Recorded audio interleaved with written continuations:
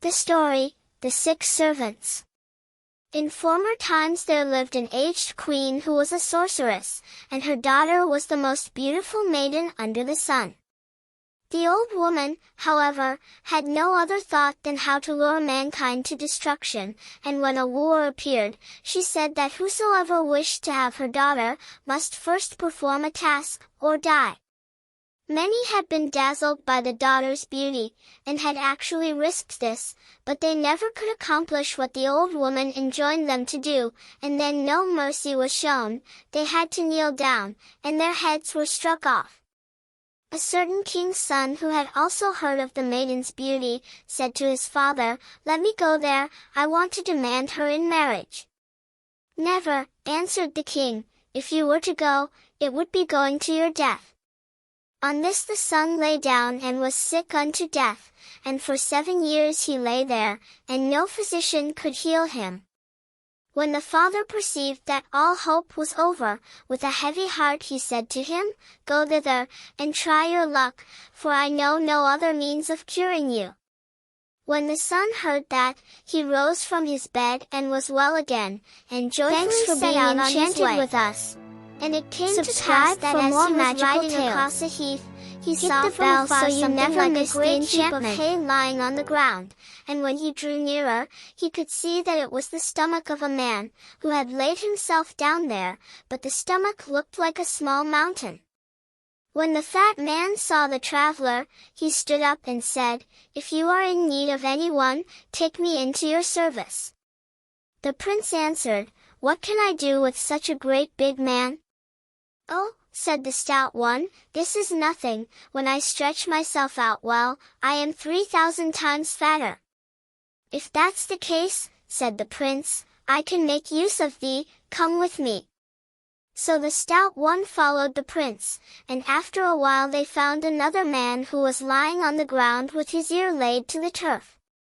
"What art thou doing there?" asked the king's son. "I am listening," replied the man. "What art thou listening to so attentively?" "I am listening to what is just going on in the world, for nothing escapes my ears. I even hear the grass growing." "Tell me," said the prince, "what thou hearest at the court of the old queen who has the beautiful daughter."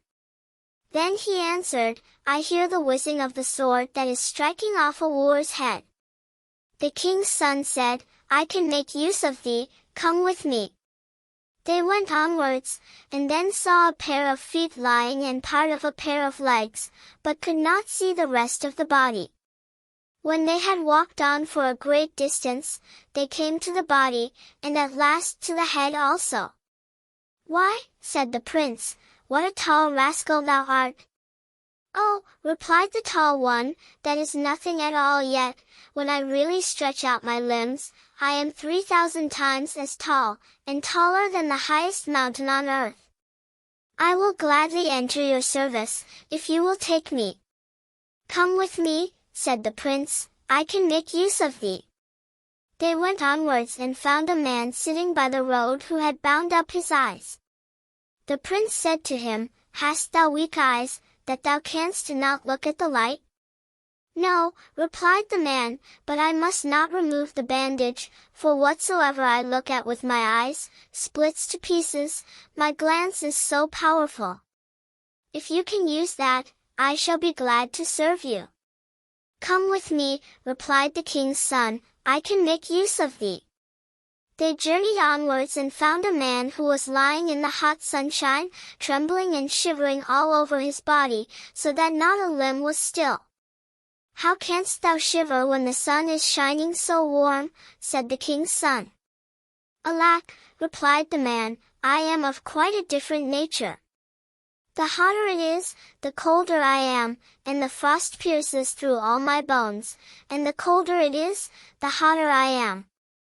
In the midst of ice, I cannot endure the heat, nor in the midst of fire, the cold." "Thou art a strange fellow," said the prince, "but if thou wilt enter my service, follow me." They traveled onwards, and saw a man standing who made a long neck and looked about him, and could see over all the mountains. "What art thou looking at so eagerly?" said the king's son. The man replied, I have such sharp eyes that I can see into every forest and field, and hill and valley, all over the world. The prince said, Come with me if thou wilt, for I am still in want of such an one. And now the king's son and his 6 servants came to the town where the aged queen dwelt. He did not tell her who he was, but said, If you will give me your beautiful daughter, I will perform any task you set me. The sorceress was delighted to get such a handsome youth as this into her net, and said, I will set thee 3 tasks, and if thou art able to perform them all, thou shalt be husband and master of my daughter. What is the first to be? Thou shalt fetch me my ring which I have dropped into the Red Sea. So the king's son went home to his servants and said, The first task is not easy. A ring is to be got out of the Red Sea. Come, find some way of doing it. Then the man with the sharp sight said, I will see where it is lying, and looked down into the water and said, It is sticking there, on a pointed stone. The tall one carried them thither, and said, I would soon get it out, if I could only see it. Oh, is that all? Cried the stout one, and lay down and put his mouth to the water, on which all the waves fell into it just as if it had been a whirlpool, and he drank up the whole sea till it was as dry as a meadow. The tall one stooped down a little, and brought out the ring with his hand. Then the king's son rejoiced when he had the ring, and took it to the old queen. She was astonished, and said, Yes, it is the right ring. Thou hast safely performed the first task, but now comes the second. Dost thou see the meadow in front of my palace? 300 fat oxen are feeding there, and these must thou eat, skin, hair, bones, horns and all, and down below in my cellar lie 300 casks of wine, and these thou must drink up as well, and if one hair of the oxen, or one little drop of the wine is left, thy life will be forfeited to me. May I invite no guests to this repast? Inquired the prince. No dinner is good without some company. The old woman laughed maliciously, and replied, Thou mayst invite one for the sake of companionship, but no more. The king's son went to his servants and said to the stout one, Thou shalt be my guest today, and shalt eat thy fill. Hereupon the stout one stretched himself out and ate the 300 oxen without leaving one single hair, and then he asked if he was to have nothing but his breakfast. He drank the wine straight from the casks without feeling any need of a glass, and he licked the last drop from his fingernails. When the meal was over, the prince went to the old woman, and told her that the second task also was performed. She wondered at this and said, No one has ever done so much before, but one task still remains, and she thought to herself, Thou shalt not escape me, and wilt not keep thy head on thy shoulders. This night, said she, I will bring my daughter to thee in thy chamber, and thou shalt put thine arms round her, but when you are sitting there together, beware of falling asleep. When 12 o'clock is striking, I will come, and if she is then no longer in thine arms, thou art lost. The prince thought, The task is easy, I will most certainly keep my eyes open. Nevertheless he called his servants, told them what the old woman had said, and remarked, Who knows what treachery lurks behind this? Foresight is a good thing. Keep watch, and take care that the maiden does not go out of my room again. When night fell, the old woman came with her daughter, and gave her into the princess's arms, and then the tall one wound himself round the two in a circle, and the stout one placed himself by the door, so that no living creature could enter. There the two sat, and the maiden spake never a word, but the moon shone through the window on her face, and the prince could behold her wondrous beauty. He did nothing but gaze at her, and was filled with love and happiness, and his eyes never felt weary. This lasted until 11 o'clock, when the old woman cast such a spell over all of them that they fell asleep, and at the selfsame moment the maiden was carried away. Then they all slept soundly until 11:45, when the magic lost its power, and all awoke again. "Oh, misery and misfortune!" cried the prince, "now I am lost." The faithful servants also began to lament, but the listener said, "Be quiet, I want to listen." Then he listened for an instant and said, "She is on a rock, 300 leagues from hence, bewailing her fate. Thou alone, tall one, canst help her. If thou wilt stand up, thou wilt be there in a couple of steps." "Yes," answered the tall one, "but the one with the sharp eyes must go with me, that we may destroy the rock." Then the tall one took the one with bandaged eyes on his back, and in the twinkling of an eye they were on the enchanted rock. The tall one immediately took the bandage from the other's eyes, and he did but look round, and the rock shivered into 1,000 pieces.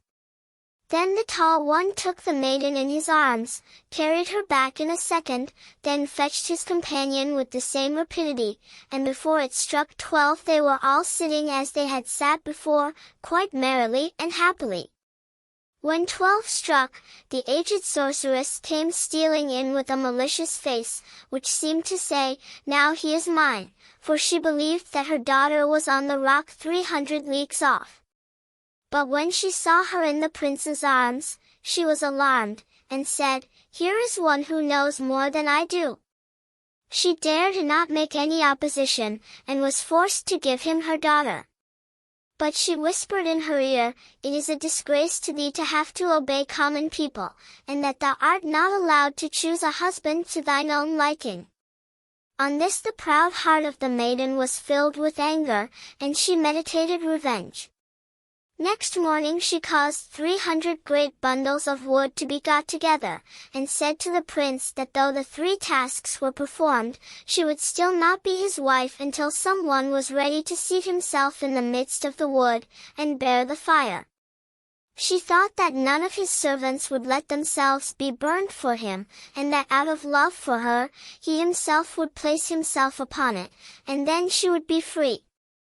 But the servants said, "Every one of us has done something except the frosty one, he must set to work," and they put him in the middle of the pile, and set fire to it. Then the fire began to burn, and burnt for 3 days until all the wood was consumed, and when the flames had burnt out, the frosty one was standing amid the ashes, trembling like an aspen leaf, and saying, "I never felt such a frost during the whole course of my life. If it had lasted much longer, I should have been benumbed." As no other pretext was to be found, the beautiful maiden was now forced to take the unknown youth as a husband. But when they drove away to church, the old woman said, "I cannot endure the disgrace," and sent her warriors after them with orders to cut down all who opposed them, and bring back her daughter. But the listener had sharpened his ears, and heard the secret discourse of the old woman. "What shall we do?" said he to the stout one.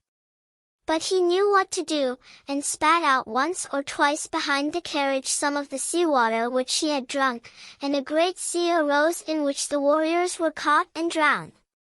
When the sorceress perceived that, she sent her mailed knights, but the listener heard the rattling of their armor, and undid the bandage from one eye of Sharp Eyes, who looked for a while rather fixedly at the enemy's troops, on which they all sprang to pieces like glass. Then the youth and the maiden went on their way undisturbed, and when the 2 had been blessed in church, the 6 servants took leave, and said to their master, "Your wishes are now satisfied, you need us no longer, we will go our way and seek our fortunes." Half a league from the palace of the prince's father was a village near which a swineherd tended his herd, and when they came thither the prince said to his wife, "Do you know who I really am? I am no prince, but a herder of swine, and the man who is there with that herd, is my father. We 2 shall have to set to work also, and help him." Then he alighted with her at the inn, and secretly told the innkeepers to take away her royal apparel during the night. So when she awoke in the morning, she had nothing to put on, and the innkeeper's wife gave her an old gown and a pair of worsted stockings, and at the same time seemed to consider it a great present, and said, "If it were not for the sake of your husband, I should have given you nothing at all." Then the princess believed that he really was a swineherd, and tended the herd with him, and thought to herself, "I have deserved this for my haughtiness and pride." This lasted for a week, and then she could endure it no longer, for she had sores on her feet. And now came a couple of people who asked if she knew who her husband was. "Yes," she answered, "he is a swineherd, and has just gone out with cords and ropes to try to drive a little bargain." But they said, "Just come with us, and we will take you to him," and they took her up to the palace, and when she entered the hall, there stood her husband in kingly raiment. But she did not recognize him until he took her in his arms, kissed her, and said, "I suffered much for thee, and now thou, too, hast had to suffer for me." And then the wedding was celebrated, and he who has told you all this, wishes that he, too, had been present at it.